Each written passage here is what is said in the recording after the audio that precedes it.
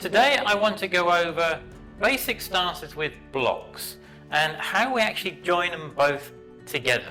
So if you're ready, let's get started.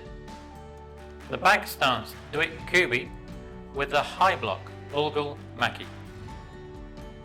Just before we begin, if you want to recap on how to do the actual stance or the block itself, I've put a link in the description below on the actual videos on how to do this. The first thing we need to do is actually take a look at the stance and the block separately. So let's do that first. The back stance. So let's take a quick recap of the actual stance itself. So beginning from the closed position, you open the right foot up to a 90-degree angle and you're pivoting on the actual heel. From there then you step out with the left leg one step forwards. So you then have it in a right angle position. You bend both knees and the angle roughly is on the front knees about 110 degrees and on the back is like a 60 to 70 degree angle. The weight ratio between the two knees is on the back leg is the majority of the weight, which is about 70% of the weight, and on the front leg is about 30% of the actual weight itself. The body is upright, my chest is facing a 30-degree angle outwards, and I'm looking forward. The high block. Now, when we're doing the high block, what we're doing, we are blocking on the center line, so where the wrist is, we're blocking on our center line straight down. We're blocking from the wrist down 2 inches. Also at the same time, we are 1 fist distance out from our forehead to where the block is, and we're blocking at an angle. And our opposite hand is back on the hip. We now have the stance, and we also now know the actual block itself. So what we now need to do, we actually now need to join them together. The best way to do this is when we're first learning to join the moves together in a continuous movement. It's always best to learn it to start with as a one-step move first. And then once you've learned it as a one-step move, you can then progress and go on to the continuous movement after that. So what is a one-step move? Well, to begin with, you start in the actual Kubi position, and you always start with the left leg first, and you then step with the left leg into that stance and block that you're actually doing. So if we're doing the forward stance, I step into the forward stance, and if I was doing the middle block, I'd do the middle block. And then from there, then you come back into the Kubi position. Then you would then step with the right leg. So if I'm doing, as I said, the forward stance, I would step out into the forward stance. I would then do the middle block. And then from there, then I would step back to the Kubi position. And then I would go to the left side again. And back. And then the right side again and back. And all you're doing is continually doing the left side, right side, right side, with whatever the stance and block that you're practicing at that time. And then once you're comfortable with that actual technique, then you would then progress to the actual continuous movement of the technique. And all you're doing then is, again, you're starting in the Kubi position, and you're just then walking up the actual room itself. So we're blocking, and in the stance, and this time maybe it's a low block. But then you're coming forwards, and you're just continually moving forwards with the actual block itself. And all you then do is you walk up and down the room to get used to the actual technique itself. So let's start by learning the stance and the block together. The one step with the back stance and the high block. To start with, we start in the actual Kubi position. And we're going to start by first moving the left leg first, and we move the left leg into the stance and the block at the same time. Now, from there then, you pause for a second, check the stance, and check the block to make sure you're doing it correctly, and then we step back into the chumbi position. This time then we're going to start and we do the right side. So again, we're stepping with the right side with the stance and the block at the same time. And again, you pause for a second, check the stance, is it correct? Check the block itself, same again, is it correct? And then you move back into the chumbi position. And then we do the left side again. And then back into the chumbi position. And then you do the right side, left side, right side, left side. And you can continually keep doing the alternate sides until you're comfortable with the actual joining together of the actual stance and the block together.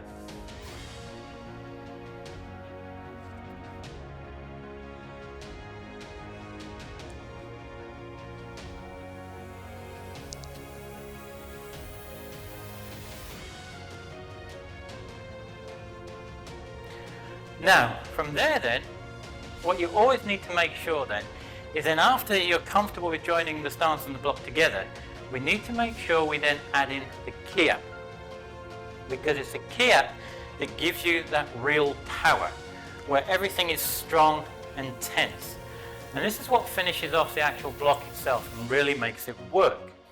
Because if unfortunately you ever found yourself in a situation where you had to use it, always make sure you do that block with the Ki Hap, because that would really help stop that attack or deflect it from coming towards you and actually then protect you.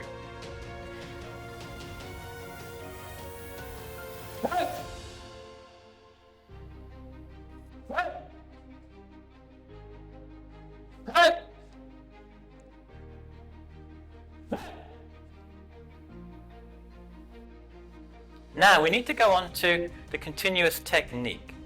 As before, we start in the chumbi position. We're going to start by moving the left leg first, and move the left leg with then the stance and the block together. Now, from there then we pause for a second. We then check the stance to make sure it's correct, and we check the block to make sure it's correct, that everything is in the right place. Now this time then we move forward with the right foot with the stance and the block. And again, then you pause for a second. Check everything, make sure everything is correct, that everything is in the right place with the stance and the block. And then you move forward with the left leg. And then we do the same again with the right leg.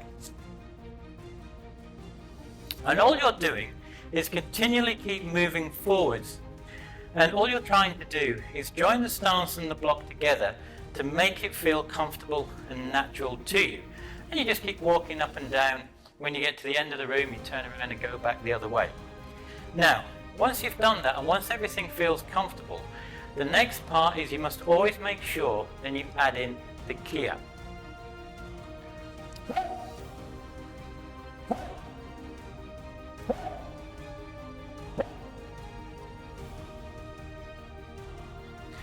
And that is the back stance with the high block. Now, once you've got to the end of the mat, or if you're practicing at home, maybe in your room, what you then need to do, you need to turn around and go back the other way. So how do you do that? Well, I've made a video on how you learn and practice it, and I've put a link in the description below so you can go and check it out.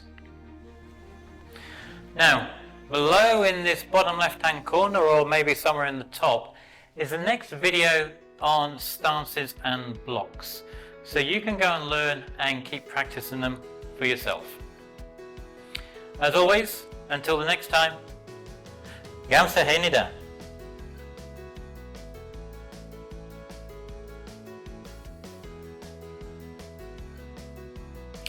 What are the stances and blocks used for? With the stances, it is to do with the actual distance from you and your attacker. So the stance you use depends upon this distance. With the walking stance, it is for more closer, short distances to the attacker. With the forward stance, you use the forward stance when the distance is slightly longer away from the actual attacker itself. And with the back stance, again, this is more closer to you. So if the attack's closer to you, you would use the back stance as a shorter distance attack. And with the horse stance, this can be used whether that distance is slightly longer or shorter to the attacker. And it is also used when the attack is coming from the side, not to the front, to the actual side itself, because the horse stance is very strong on the side, not as much to the actual front or the back. Now with the blocks themselves, the block you're going to use will depend upon the actual attack and how it's coming towards you. For example, the low block is for anything from the waist downwards. So if anything is coming towards you from the waist downwards, you would use the low block. With the middle block is used from the waist up to the shoulder. So if there's an attack coming within this area here, you would then utilize the actual middle block. And then finally, with the actual high block, if you have any attack or if something is coming down on you from the shoulder up to the head, this area here, this is the area you would utilize and use the high block for. So the stance and the block you use will depend upon the actual situation that you find yourself in, and depends on what's actually happening at that exact moment. And it's then for you to decide which stance and block to use accordingly to help stop or deflect that attack or that object coming towards you. Now the other thing I must add in at this point is when you're actually doing the movement, is you must always remember to add in that Ki Hap, because it's a Ki Hap that will give you that extra strength and power when you're doing the stance and the block to help really stop or deflect that attack coming towards you.